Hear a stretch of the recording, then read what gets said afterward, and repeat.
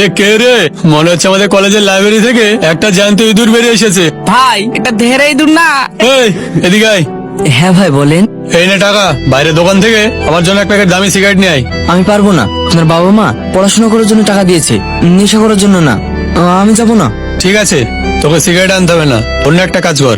এই দে, ওই যে দেখছিস লাল জামা পরে মেয়েটা বসে আছে, ওকে গিয়ে এই চিঠিটা দিয়ে আয়। কিন্তু আমি কেন? এই, তোকে যেতে হবে। আর যদি না যাস, কলেজে ক্লাসরুমে নয়, হসপিটালে বেডে যাবি।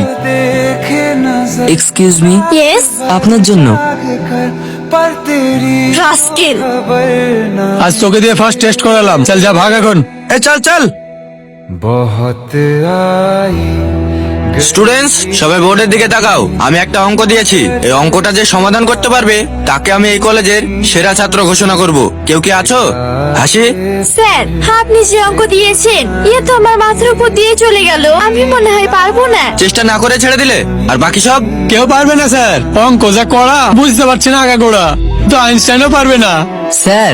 সেলিম এসো। বাহ, জিনিয়াস সেলিম, তুমি তো ডার্ক হর্স। এরকম মেধার আমাদের কলেজে খুব দরকার। নিজের জায়গায় বসো। Thank you sir. দেখলে তো অঙ্কটা কিভাবে সমাধান করলো? তোমরা একে দেখে কিছু শেখো। নাও অঙ্কটা নোট করে নাও। এই হাসি, ছেলেটাকে তো বোকা ভেবেছিলাম, কিন্তু সুপার উস্তাম। একদম অঙ্কটা শেষ করে দিল। চুপ কর। আমার 2.5 কোটি টাকার মাল পুলিশে ধরলো কি করে? স্যার, নতুন এসপি খুব কড়া, আমাদেরকে ভীষণ ভাবে অ্যাটাক করেছে। আমরা প্রাণের ভয়ে মাল রেখে পালিয়ে আসতে বাধ্য হয়েছি। প্রাণের ভয়ে?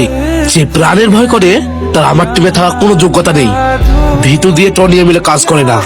স্যার, এবারকার মতো মাফ করে দিন, আর কখনো হবে না।